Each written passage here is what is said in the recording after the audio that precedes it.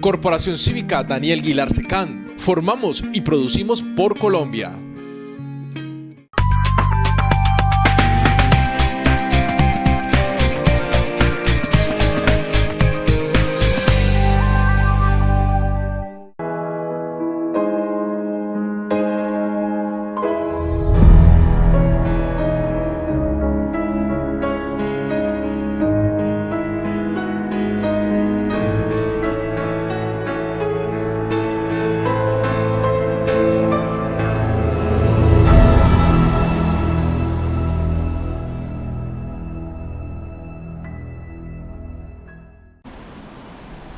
Muy buenas tardes, amable teleaudiencia. Una vez más con ustedes en el programa Crítica y Pensamiento Ambiental, una iniciativa del Círculo de Pensamiento Ambiental que se constituye en un lugar de encuentro de varias organizaciones ambientalistas. Y en esta ocasión compartimos, por supuesto, con nuestros coequiperos David Gómez de Fundación Nueva Luz y Dícter Zúñiga de la Casa de Pensamiento Crítico. Les saluda pues Armando Palau Aldana de la Fundación Biodiversidad.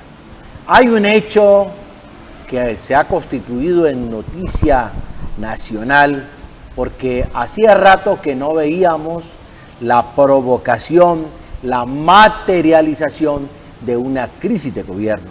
Y ciertamente esa crisis de gobierno se ha dado con el debate anticipado a la moción de censura, la correlación o medición de fuerzas en el Congreso de la República y la consecuente y anticipada renuncia del ministro de Defensa. En ese sentido, dijéramos como abrebocas del programa, vamos a hacer una discusión sobre eso. Y quiero precisar lo siguiente. Cuando estamos hablando de pensamiento ambiental, particularmente respetando la opinión de los contertulios, nosotros acogemos de la Declaración de Río de Janeiro que la guerra no es ambientalmente sostenible. Y por eso tenemos que hablar de este tipo de situaciones que se presentan en la política nacional, porque es por supuesto que todo el discurso que hay alrededor de la guerra tiene un primer protagonista y es la vida. Pero vamos a hablar de la crisis que se ha suscitado entonces y cuáles son los pormenores, cuál es el contexto que acompaña a esa dimisión del señor Botero como ministro de la Defensa. Por supuesto, un saludo pues para Dícter y para David y abro el abanico en relación a las opiniones de ustedes. Bueno, la renuncia de la semana pasada del señor Botero, pues al fin y al cabo es una renuncia de un individuo, pero aquí hay una cosa más de fondo, esto es una política de Estado. Pongan el que pongan ahí, si el Estado no cambia, si el gobernante, señor Duque, no orienta una política de paz para retomar los diálogos, que se cumplan los diálogos de paz con La Habana, todos esos acuerdos, pues no vamos a hacer absolutamente nada porque pueden poner a cualquiera allí. Y creemos que el señor senador Roy Barrera, que es un tipo hábil, aprovechó fuertemente ese operativo de finales de agosto, donde murieron algunos menores de edad, buscando pues capturar o dar de baja al señor Cucho. Obviamente la situación del país está muy difícil porque después de la renuncia del señor Botero se siguen asesinando líderes sociales e indígenas. Entonces, ¿cuál es el problema allí? El problema es una política de Estado que debe de apuntarle a la paz y no a la guerra. Y ahí también tocamos otro tema, que es un tema fundamental, y es qué va a pasar con las fuerzas militares cuando el general Navarro viene y dice que habían hecho inteligencia y después dice que no sabían que habían niños en ese campamento. Pues de todas maneras, el personero de Puerto Rico, Caquetá, dice que había denunciado que se habían, la FARC se había llevado unos cuantos muchachos, como lo han hecho siempre los grupos insurgentes, llevando a menores, a veces forzados, a veces porque los muchachos quedan huérfanos o porque no encuentran otra opción y se van a las filas guerrilleras. pensamos que lo de la moción de censura es un triunfo, al menos simbólico, para la democracia de este país, y debe haber alguna forma para que estos funcionarios, en este caso el ministro Botero, pues no dejarlo renunciar, sino que terminara pues el próximo miércoles, que se va a dar supuestamente la votación. Me imagino que esa votación se debe dar de todas maneras simbólica, aunque sea, porque el esfuerzo que hicieron los padres de la patria para sacar a este señor del Ministerio de Defensa, pues lo hicieron rigurosamente y dejaron un intervalo de 8 días. Dentro de 2 días pues se va a dar la votación, esperemos que se dé realmente, y aunque ya renunció, simbólicamente se dé por descontado de que el Senado fue el que lo sacó.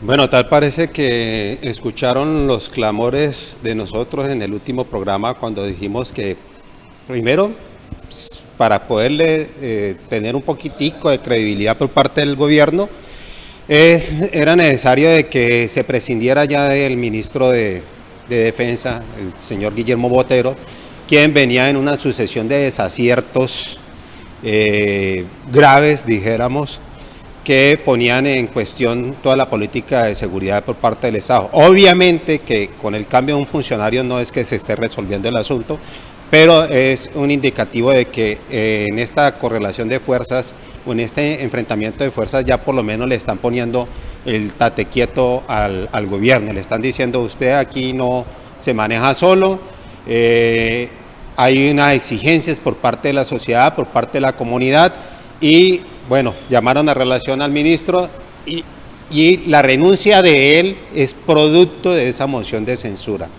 Ahora, ya el trámite se inició, fue acogido por la mayoría de senadores, y lo que vendrá la próxima semana es una votación si procede o no, a pesar de que haya renunciado. Entonces, esta misma semana, ¿no?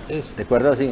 Sí, esta misma semana. Entre 2 días, el miércoles. Bueno, sí, entonces.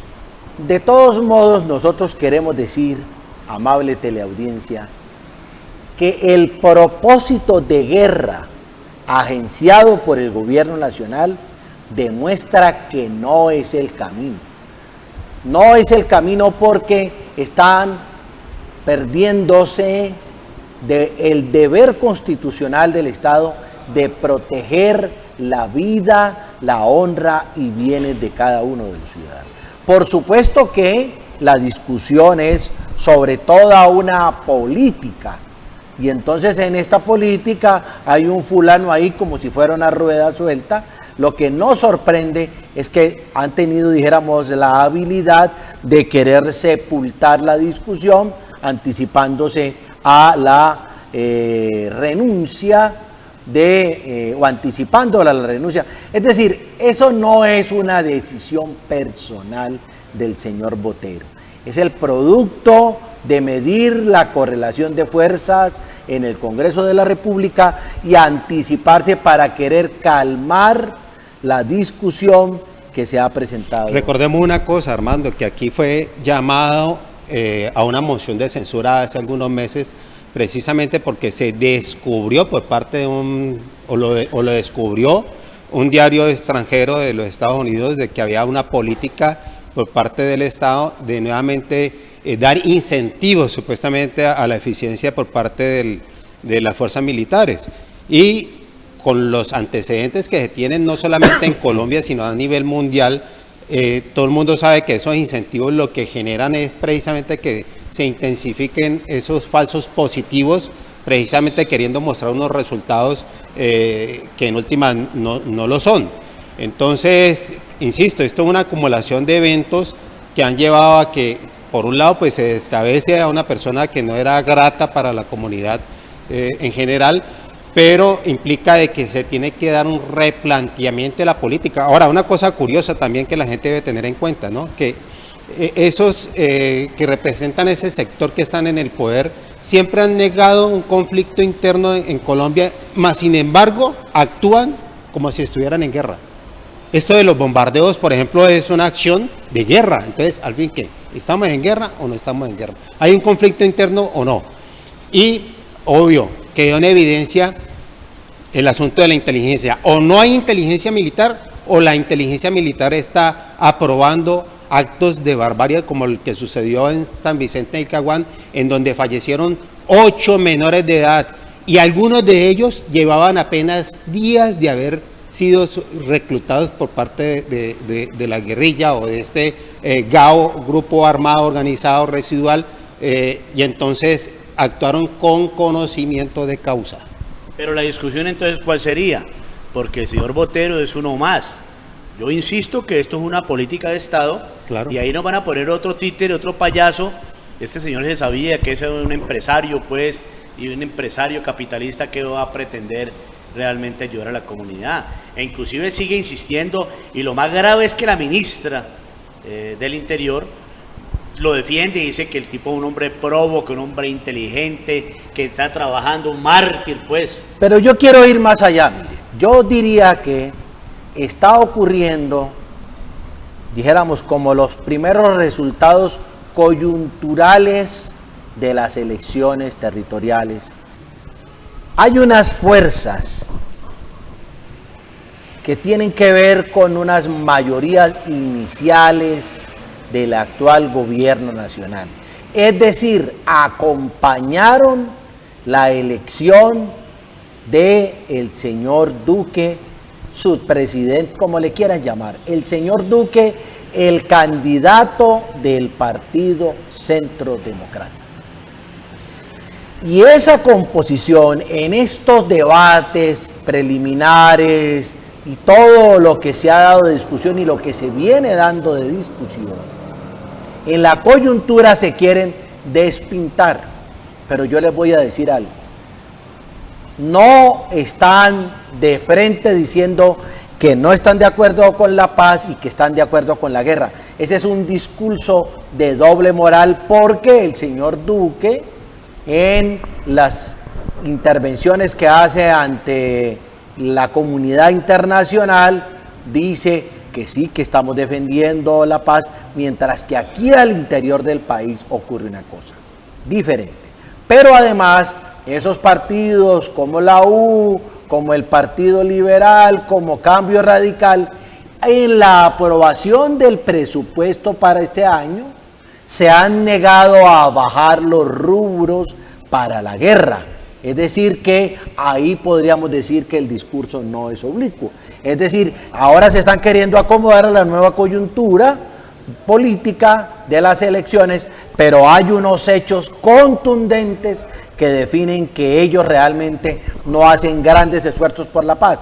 La prueba de ello es que lo que ha ocurrido en el Cauca no ha tenido la opinión de los voceros de los partidos cuestionando ese tipo de actividades.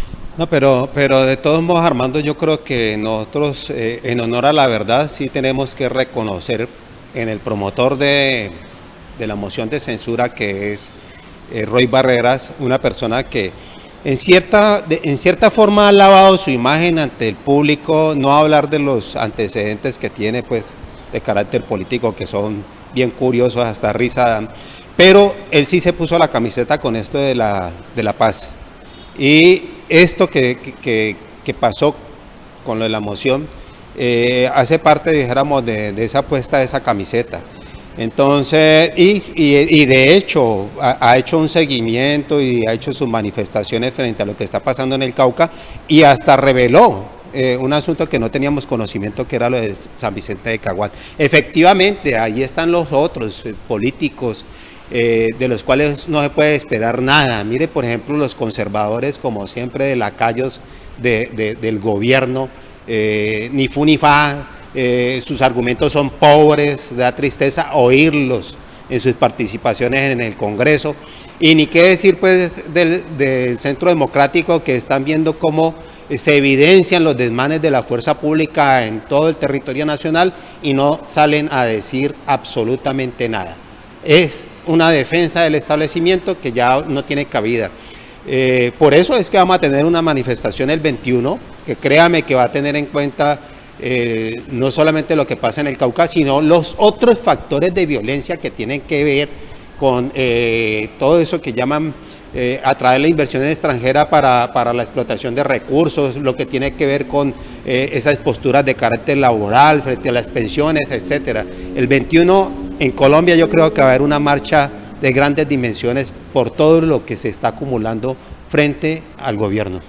Uno diría, ¿qué está pasando con las fuerzas militares? Porque el padre de una de las niñas que cayó en este bombardeo decía que si no hubiera sido por el debate de moción de censura, cuando el señor Roy Barreras saca pues a relucir lo que pasó en agosto, finalizando agosto, con ese bombardeo para asesinar al señor Cucho de las FARC, eso había quedado impune y nadie había dicho nada. ¿Cuántos más operativos, cuántos más asesinatos pueden haber pasado y a futuro pasar?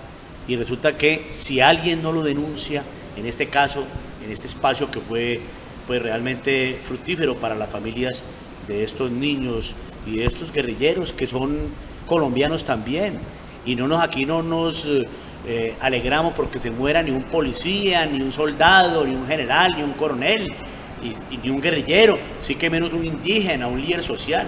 Aquí vamos a trabajar realmente para aportarle a eso. Y hablando un poco del señor Roy Barrera, que tiene unos antecedentes de corrupción, unos antecedentes de politiquero, manipulador, sí creemos, y estamos de acuerdo con Dieter, creemos que él le ha apuntado, se la jugó con Santos, y él es el que más ha insistido en el proceso, o en el proceso pasado de los diálogos con las FARC, y sigue defendiendo esta política.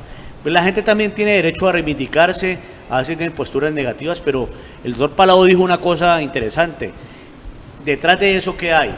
Porque hay una pantomima, puede ser. Entonces muchos senadores de los partidos como Cambio Radical, el mismo Partido Liberal, algunos godos, terminan pues apoyando la moción de censura, pero por otro lado clavándole impuestos de acuerdo con el ministro de Hacienda y acabando con un país como es este país que cada día sufre más, no solamente en la parte de la violencia, sino en que, como pertenecemos a esa entidad, ¿cómo se llama la entidad esa de los países ricos sin serlos?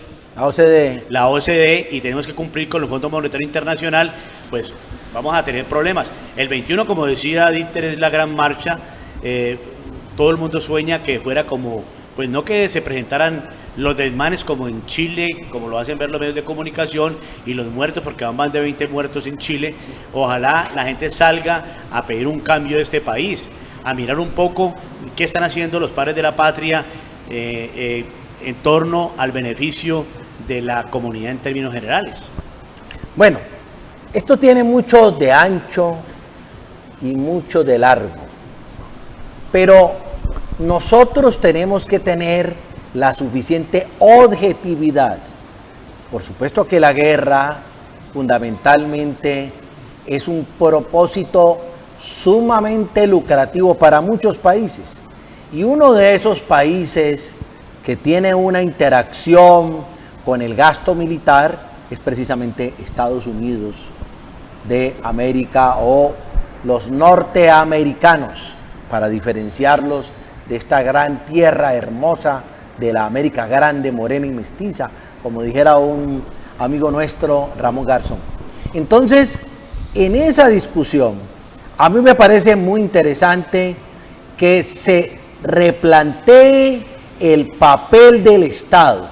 El papel del Estado tiene que estar orientado a la solución de los problemas que garanticen el bienestar general, a la solución de los problemas de educación, a la solución de los problemas de salud, a la solución de los problemas de empleo.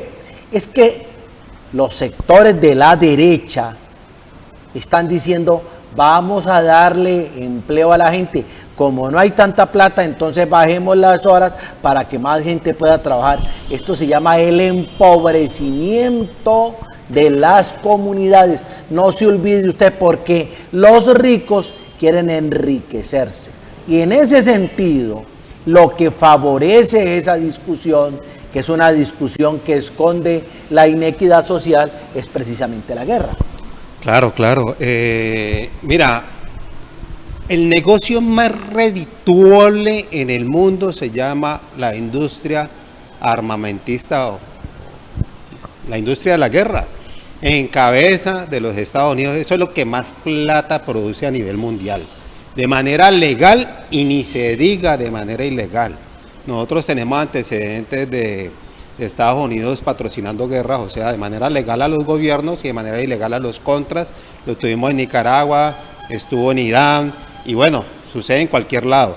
Cogen escenarios mundiales para montar sus guerras, que es una exhibición de todo ese armamento, llámese aviones, llámese naves marítimas, lo que sea, y es una exhibición para que después los demás se provean de todos esos artículos del mercado. Dieter, y para ayudarle allí, la crisis en la frontera con México, de cantidad de armas que pasan la frontera, y la semana pasada ocurrió algo grave, y es que esos grupos mafiosos mataron una cantidad de niños que tienen la doble nacionalidad. Claro. Y entonces los gringos quieren pues que solucione el problema, cuando el problema lo tienen ellos es con contrabandear una cantidad de armas de orden legal e ilegal también. Una de las armas que se utilizó ahí era de Estados Unidos.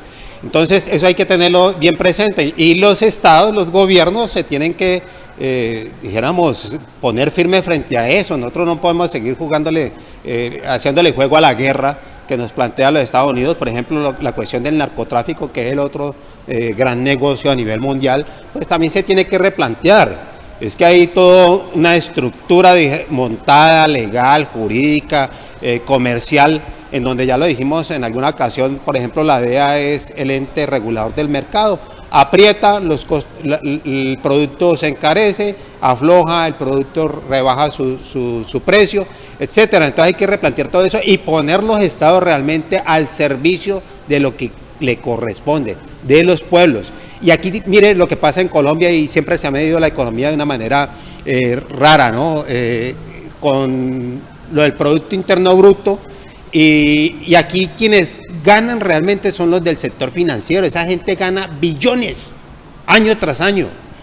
¿Por qué eso no se irriga en el pueblo o en los trabajadores? Aquí hay que replantear, insisto, toda esa política, porque hay riqueza, lo que pasa es que está mal distribuida. Bueno, pero mire, sigamos procurando levantar o quitar los velos, lo que se esconde. Cuando hay esa guerra y hechos desatinos, la presencia de niños, de jóvenes en las expresiones de insurgencia, hechos que provocados por el gobierno nacional facilitan, son caldo de cultivo. Nosotros tenemos que recordar, las cifras están ahí, después de los acuerdos de paz, los indicadores de secuestro, por ejemplo, que es un indicador claro de la situación de conflicto interno armado, el que tantos años se ha negado por la misma derecha. Cuando usted justifica la guerra, hace acciones para la guerra, entonces le da justificación al pie de fuerza. Y el pie de fuerza es un pie de fuerza que responde fundamentalmente al Estado, pero más que al Estado, que es la figura abstracta, al gobierno de turno que defiende unos intereses. Entonces, cuando hay una subordinación de sectores de la población, de todos modos está el pie de fuerza ahí, intimidando, generando terror. Meten en estas marchas. Tenemos que ser lo suficientemente hábiles para que las organizaciones sociales que se expresan en estas movilizaciones no nos dejemos meter a los provocadores, a los que de un momento a otro la marcha pacífica la tornan una revuelta y justifican la aparición de los movimientos, los escuadrones antidisturbios. Eso es lo que queremos decirles. Se justifica, porque es que sostener un ejército de más de 500,000 personas, pues vale un montón de plata. Y entonces resulta que esos armamentos necesitan repuestos, esos armamentos necesitan provisiones. Ahí es donde está el negocio. Eso es lo que queremos ver, y es el debate, porque ciertamente en Colombia la doctrina militar es una doctrina que llaman de la escuela de West Point, que es una escuela norteamericana. La semana pasada los indígenas en el Cauca decidieron y le están diciendo al gobierno que empiecen a trabajar la parte de la sustitución de cultivos, tanto de marihuana como de hoja de coca. Eso lo están diciendo los indígenas. Y también argumentan que el problema no es la siembra de la marihuana y de la coca, el problema es que dejan pasar ya el material terminado, el clorhidrato, la cocaína ya.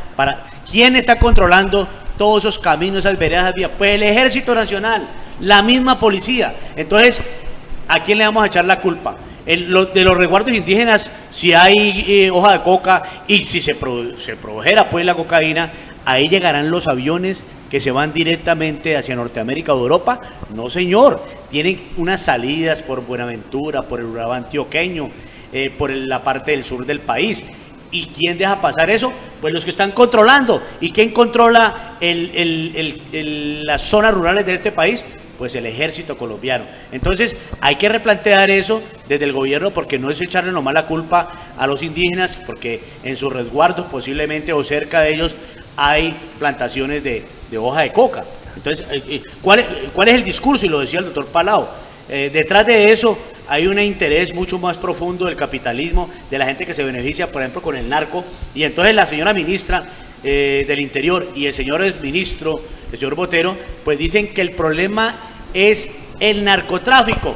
Obviamente el narcotráfico es un aliciente para los males que hemos tenido, pero es que había cocaína realmente hace 40, 50 años, cuando la FARC inició toda su pelea, o cuando las guerrillas liberales del Llano iniciaron la confrontación contra el gobierno. En ese tiempo no existía ese tema de la droga. Ahí estaba un problema social, y detrás de esto hay un problema social. Bueno, mire, eso es cierto. Yo quiero recoger lo que está planteando David, porque la situación, a mí me parece, con todos los cuestionamientos que le podamos hacer a los pueblos ancestrales, ese mensaje, esa decisión que se tomó en diseñar una política, ejecutarla sobre todo, realizarla, llevarla a terreno para sustitución de cultivos ilícitos, es que el problema no es fumigar. Y entonces, ¿de qué van a comer estos señores? Usted lo que tiene es que fortalecer la producción agrícola. Por eso es que el primer punto, amable teleaudiencia, el más importante punto de los acuerdos de La Habana es la cuestión agraria. Y en esa cuestión agraria se está diciendo, hombre, volvamos a recuperar los bancos de semillas, la seguridad alimentaria. Pero si en el campo se permite la presencia de estas industrias, pues esas industrias van desplazando al agricultor, van desplazando al campesino, y se va constituyendo en un modus vivendi. Y de esa manera, entonces, doctor Dichter, de esa manera es que hay que ir descubriendo el almendrón, hay que ir mirando que la mazorca, qué es lo que tiene, hay que ir quitando todos esos granitos de maíz para descubrir la verdad. Y hay algo más grave, doctor Palau, se está diciendo que aquí hay un cartel, que es el cartel de Sinaloa de México, y lo dicen los mismos militares, y lo dicen el mismo gobierno, los políticos y la comunidad en general. Pues esos señores mexicanos, para entrar al país tienen que entrar legalmente. Ellos no entran en esas barcazas por allá, no estamos ovnis. De acuerdo, sí, en ovnis. Y entonces tienen que entrar por inmigración, y entonces ahí, ¿qué es lo que hay que hacer, mi querido doctor Dichter? ¿Cuál es la política criminal? La política criminal es de legalización. Todo el mundo lo ha sostenido desde hace muchos años, legalización de las drogas, para que esto deje de ser negocio, definitivamente. E inclusive el Estado haga lo que alguien planteó en una campaña anterior a la presidencia, y es inclusive comprar el producido, eso sí, para destinarlo a una cosa distinta que tiene que ver con productos medicinales, con productos inclusive cosméticos, lo que usted quiera. A esa producción le pueden dar otro tratamiento, y estas personas, que son las que inclusive se encargan de los cultivos, pues van a tener asegurado un ingreso.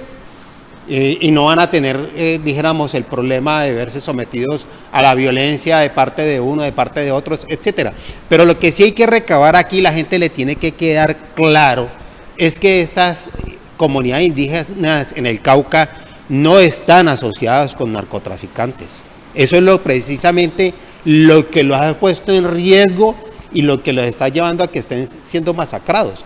Son personas que, por el contrario, decidieron hacer el control interno frente a este comercio y frente a este negocio, controlando la producción, reclamando que se siga con la sustitución y reclamando de que el Estado en los alrededores de sus comunidades pues haga lo que corresponde, y que es lo que está diciendo David, evitar que entren insumos, evitar que salga el producido, evitar, y que la acción judicial opere frente a todos ellos. Entonces, y lo otro que hay detrás de esto, insisto, tiene que ver con el negocio y el comercio de armas. A países como Estados Unidos les interesa el conflicto armado en determinadas regiones para proveer todo lo que ello implica. Y yo quería llamar la atención sobre esto, Armando. Hace unos cuantos meses Colombia entregó, creo que es a Honduras o Guatemala, una cantidad de armas que le vendió, imagínate. Eso tiene que ser producto de una negociación de mucho antes, que lo que está diciendo es que Colombia, como consecuencia del proceso de paz, no necesitaba armas, tanto así que la estaba negociando con otros países. Doctor Palau, los invito pues ya para centrarnos en el plano local. Hay dos temas importantes acá en la ciudad de Cali. Es el famoso peaje del futuro alcalde de Cali, el señor Ospina, y lo otro, lo de las ciclovías y lo de los taches y volardos. ¿Qué está pasando en la ciudad con ese tema? Bueno, me parece muy bien traída, David, como nos lo habíamos propuesto, como uno de los ejes temáticos de este programa. Vamos a hablar del tema de la movilidad. La movilidad a través de los distintos mecanismos de movilidad. Cuando uno está por las calles garantizando, ejerciendo el derecho a circular, hay una movilidad, la movilidad de los peatones, la movilidad de los ciclistas, la movilidad del automóvil particular, la movilidad de la motocicleta y la movilidad, pues por supuesto que están las patinetas eléctricas, y la movilidad del transporte público. El transporte masivo, o sea, llámese el articulado llamado Metro Cali, o algunos buses que por vía de tutela todavía logran circular y que se constituyen en un aliciente, logran superar el déficit que tiene el sistema de transporte masivo y por supuesto los taxis. Entonces, se ha dicho que la propuesta que hizo Jorge Iván Ospina no está en el programa de gobierno, porque él mismo ha dicho que hay que andar pensando y que se le olvidaba decir, que fue el primer punto que dijo. Todas estas soluciones viales apuntan a incentivar la movilidad de automóviles particulares, estuviera o no la propuesta en el programa de gobierno. Mire, más o menos hablando en cifras redondas, tenemos algo así como 700,000 vehículos en la ciudad. ¿Incluyendo motos? No, perdón un minutico. No. Motos estamos hablando de algo así como un poco más de 200,000. Estamos hablando de casi 450,000 vehículos particulares. Y estamos hablando de que solamente el 4% del gran volumen son vehículos de transporte público. Entonces, la discusión se centra, yo voy a hacer una defensa de la construcción de vías exclusivas, que esa obligación que se desprende de una orden del Tribunal Administrativo para que se cumpla la Ley 1083 ha sido utilizada para un despliegue de corrupción, para un desangre que se ha hecho. Pero la gente aprovecha el tema de esa corrupción para decir es que hay que acabar con los volardos. Y entonces con lo único que hay que acabar en el final de cuentas es con la bicicleta, con el ciclista, porque el ciclista no paga peaje, no consume gasolina, entonces no le sirve al modelo consumista. Entonces no hay desestímulo del uso del automóvil particular, sino que se están planteando grandes soluciones viales, ¿no? Que es lo que reclaman un montón de señores que son los que compran la gasolina, que son los que adquieren los vehículos, que son los que pagan el impuesto de rodamiento, para decir entonces, hagámosle, tumbemos esos volardos, necesitamos más vías, porque si no, ¿por dónde van a circular estos automóviles?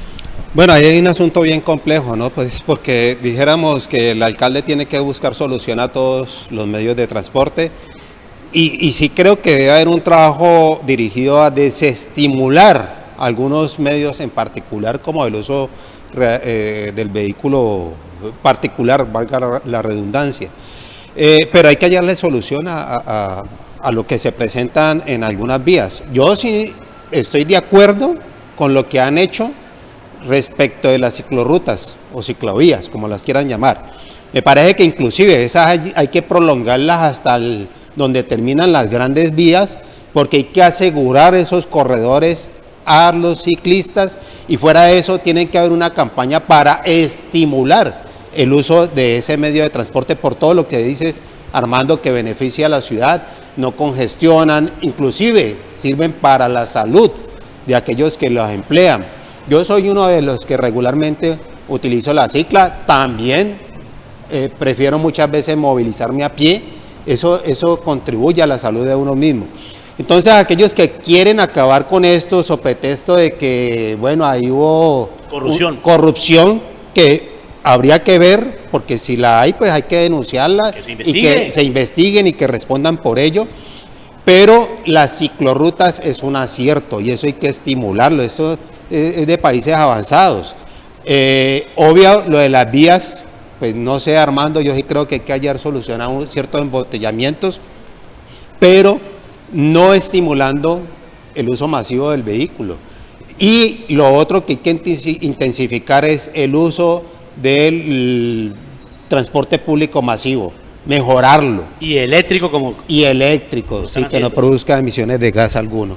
Mire, en un taxi, lo que uno logra conversar, todo el mundo va midiendo las verdades, va dosificando la realidad. Eso es como la peluquería para las señoras. Más o menos. Lo cierto es que en esos taxis uno dialoga con el conductor y más o menos se puede estar hablando de que un vehículo puede hacer en más o menos 25 carreras. Puede ser que sean 30, bueno, pero hablemos de ese número de 25 carreras. En el día, un vehículo moviendo 25 personas. Ver un vehículo de transporte público como es el taxi. Mientras que un particular, en la mayoría de las veces, porque lo vemos, por supuesto que hay unos carros particulares que van llenos, pero la mayoría de las veces va el conductor solo resolviendo su problema.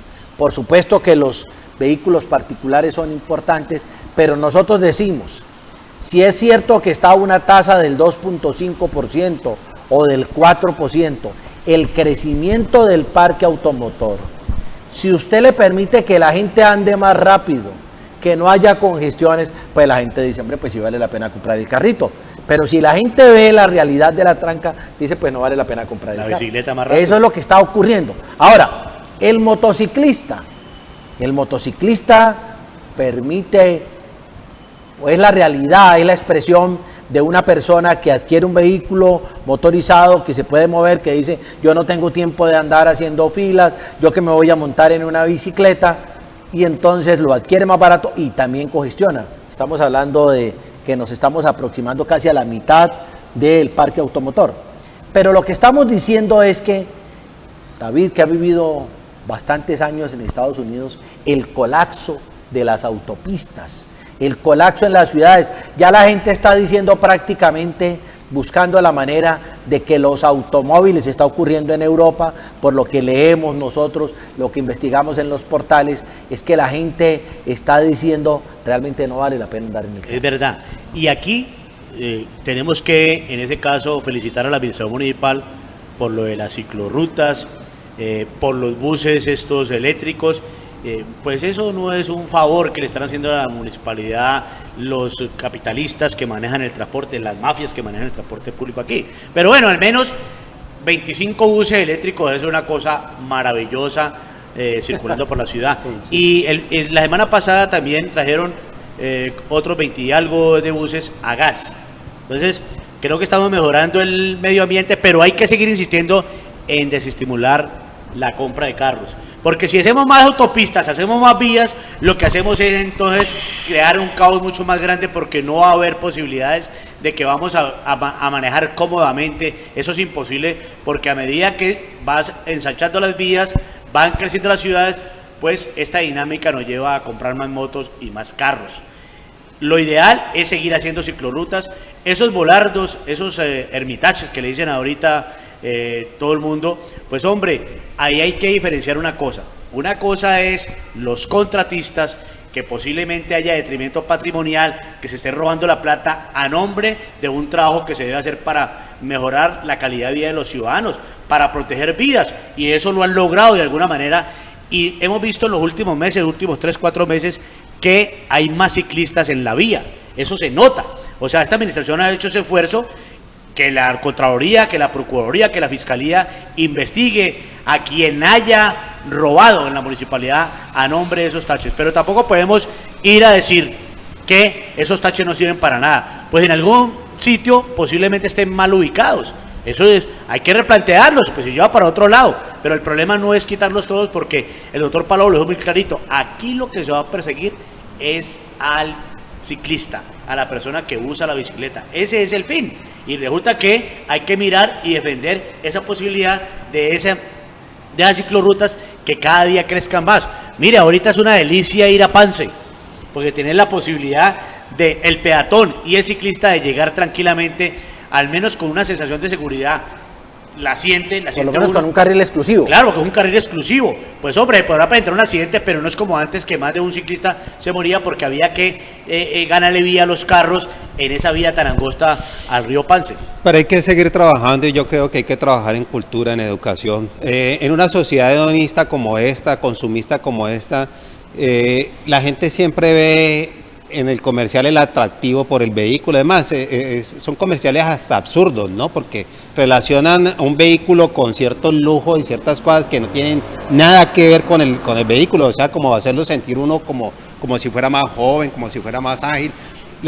Hay un trabajo que hay que hacer en ese sentido, porque el consumismo es el que nos tiene en gran medida fregados. La gente, el carro para muchos es una segunda casa, pues es más que una casa. Es más, la gente prefiere tener un carro que invertir en una casa.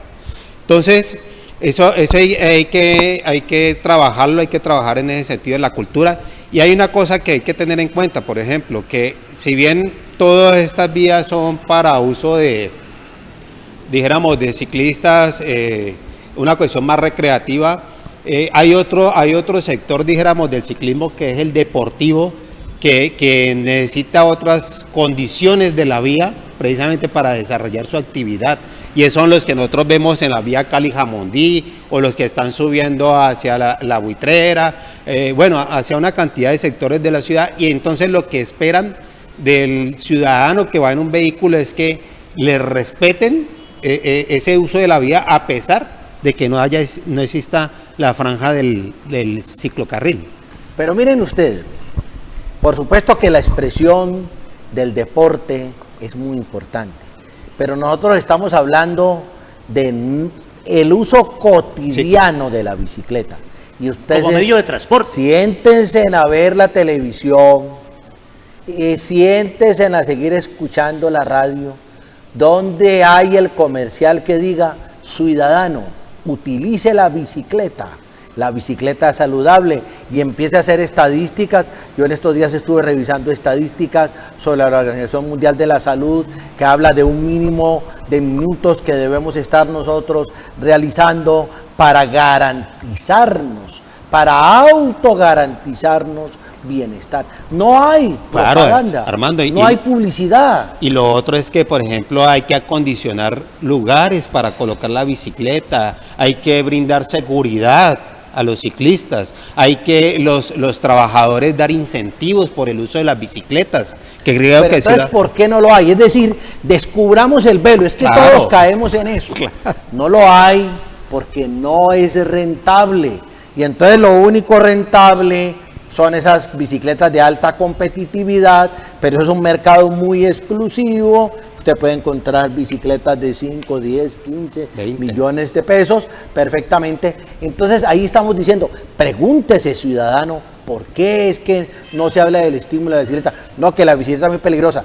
Ya estamos logrando que hayan unos ciclocarriles exclusivos para que la bicicleta pueda transitar, para que el ciclista en su bicicleta pueda circular con un mayor nivel de tranquilidad, con un mayor nivel de seguridad. Por supuesto que ir bajando las estadísticas de accidentalidad no es fácil porque hay intersecciones, usted no le puede hacer continuidad al ciclocarril, hay intersecciones vehiculares, ahí es donde ocurren los accidentes.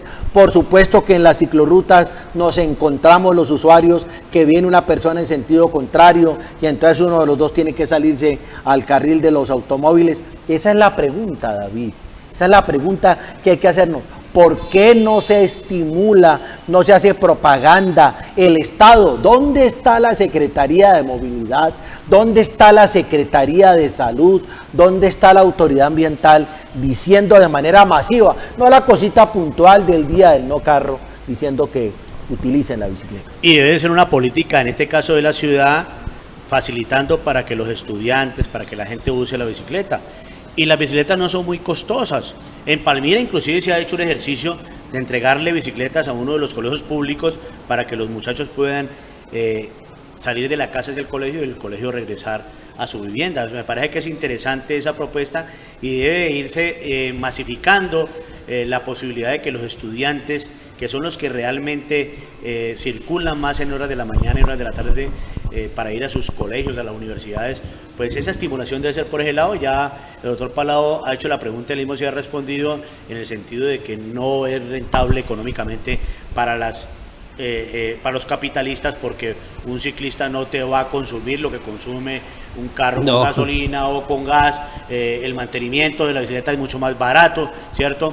El caso de un robo, pues es mucho más fácil reemplazar una bicicleta que un carro, o sea, y además te estresas menos en la bicicleta, porque cuando vas en un carro y duras media hora, 1 hora o 2 horas, como está pasando saliendo de aquí en el sur hacia Jamundí, pues hombre, eso también te enferma. Mira, es que el carro te enferma por ambos lados, contamina y fuera de eso te crea un estrés, que la enfermedad de moda en este momento es el estrés. Hay toda una industria en torno de eso, la industria de, pues ya lo decimos, de los vehículos automotores, llámese moto, automóvil, camionetas, y que están invirtiendo en tecnologías todo el tiempo y tienen que recuperar esa inversión. Estamos hablando de la industria de los combustibles. Usted imagina la gente saliendo en sus bicicletas a cumplir con sus trabajos, etcétera. ¿Cómo se reduce el consumo de gasolina en las estaciones? ¿Cómo se reduce los repuestos, etcétera? Hay toda una industria en ese. Ahora, ni se diga en lo que tiene que ver con la salud. ¿Cómo se van a ver afectadas las farmacéuticas, las EPS, etcétera, cuando la gente, producto de esta actividad que solamente le va a traer beneficio a su cuerpo, pues ya no va a verse tan afectado en su salud? Hay toda una industria. Y ese es el sistema capitalista que ustedes lo están denunciando. Y por eso lo reviso eso también, hombre, pero que te ríes, hombre. Bueno, el doctor dijo. Bueno, yo también. Por supuesto que eso es un programa diverso y cada cual pues, puede tomar sus propias posiciones. Pero sí, o sea, hay todo un sistema perverso que hay que, o sea, cambiar ese chip, hombre. E insisto, a nivel de la ciudad, revisemos ese consumismo desmedido, revisémoslo, porque ese es el que está afectando al planeta. Claro que sí. Entonces, miren, la famosa botellita, el plástico, que muchas veces nos vemos forzados, nosotros preferimos utilizar cantimploras, tener recipientes en la casa con filtros de carbón activado, preferimos ese tipo de cosas. Sin embargo, a veces el tema, estás en la calle, ya no puedes tomar grifo, no hay dispensadores de agua en la ciudad porque se supone que nuestra agua es de buena calidad, los indicadores pues de calidad del agua nuestra son buenos. Entonces, todas estas cosas del consumismo, la bicicleta queda reducida, si hacen una ciclorruta el jueves por la noche creo, pero es otra de carácter recreativo, por supuesto que también es buena, pero nosotros estamos diciendo, Santos también promulgó una ley de estímulo a la bicicleta, diciendo por ejemplo que si usted llegaba en bicicleta le tenían que dar unas horas en el trabajo, ¿cierto? Pero no hay una realidad. Entonces, frente a la discusión, por ejemplo, por fortuna, tenemos ahí en el Consejo Municipal que se posesiona el 1 de enero, lo hemos dicho, nos satisface su triunfo, a Terry, que es un biciusuario permanente, lo vemos en su bicicleta todos los días. Y entonces en el debate, ojo vivo, los ciclistas no financiamos campañas, no le ayudamos a los banqueros mucho, no le ayudamos a las gasolineras, a las grandes concesionarias de automóviles, entonces no perdamos de vista esto. Y esto lo vamos hermanando porque ¿dónde está la política nacional? Si nuestros propios ciclistas competitivos, los deportistas, ya hemos visto cómo son flor de un día su juventud, Chumbulún, vamos a ver después esos ciclistas sin apoyo. Recuerde usted que conocimos a un ciclista aquí, una vía de Buenaventura, una de las glorias que pasaba casi que desapercibido. Entonces, esa es una discusión que queremos hacer, mi querido Dicter. Y hay que recordar que Duvalier Sánchez fue asesor en movilidad aquí en Cali, y gran parte, dijéramos, de estos trabajos que se han hecho con las ciclorrutas fue asesorado por él, ¿no? Creo que en ciertos aspectos ya él no se encontraba en esa asesoría porque pues se candidatizó a la gobernación, sacó una muy buena votación y es otra propuesta que tenemos por ahí latente o vigente. ¿Cuál es, para... sí. ¿Cuál es la opinión sobre lo que está planteando el alcalde electo sobre el famoso peaje y tirar la vía al frente de Terrón por la otra montaña? Yo no sé, o sea, es un tema complejo, hay unos que dicen que eso cayó del aire como lo que pasó con las 21 megahoras, pero sí he conversado con gente que participó en algunas reuniones antes de las elecciones a la alcaldía, en donde dice que efectivamente él hizo esa propuesta. No sé, es un tema complejo, de todos modos haría parte de la desestimulación del tráfico, si se quiere, el hablar de un peaje para, dijéramos, liberar un poquitico el tráfico hacia Buenaventura. A ver, vamos metiendo la cucharada ahí. Métala. Afortunadamente es una taza dispuesta a recibirla. Esa cosa de que el que puede pagar, eso sí. Es como la famosa discusión de que contamina paga. Y esa fue una propuesta que se hizo aquí de la autopista Bicentenario, de aprovechar todo el carril del tren para hacer una autopista, para que los ricos de Ciudad Jardín pudieran ir hacia sus empresas en Jumbo o pudieran llegar directa y rápidamente al aeropuerto. A mí me perdonan, pero yo no estoy de acuerdo con eso, porque eso viola el artículo 13 de la Constitución Política. Y entonces resulta, claro, aquí hay gente que tiene plata, aquí hay gente que puede pagar, ¿no? Y entonces están hablando aquí, creo que están hablando, usted paga como que son 5 millones de pesos y entonces no tiene pico y placa durante todo el año, ¿no? Bueno, yo no estoy de acuerdo con eso. Las vías, porque no aguanta la financiación a través de peaje. Finalmente va a terminar el Estado, porque es que el Estado no puede decir, ay, no nos alcanzó la plata y entonces ahora ¿qué hacemos? Hay que pagar. y con lo que se compromete son con recursos públicos. O sea, mi querido Dícter, yo me permito discrepar profundamente de que el tema del peaje sea un desestímulo, porque está demostrado, es un sofisma de distracción. Hagamos una breve, ya se nos va acabando el tiempo, para que hagamos una rápida discusión, o lo dejamos planteado como un debate. Yo creo que lo podemos dejar para el próximo. No, la verdad es que yo no conozco los detalles del Pero si estamos proyecto. hablando, Dieter, de estimular O sea, usted puede utilizar la vía si paga peaje. No, está bien. Lo que pasa es que tú lo has dicho, es una forma de financiar una obra que supuestamente se necesita para la salida al mar. O sea, esa sería Pero la ¿será que se necesita? No, ahora la otra cosa, recordemos ustedes, la mega obra de la salida al mar que está cobrada, no se ha hecho. Entonces ahora empezaron a decir, sí, que es que lo que pasa es que hay que comprar, ya empezó Jorge Banda a decir. ¿Cuánto se deben del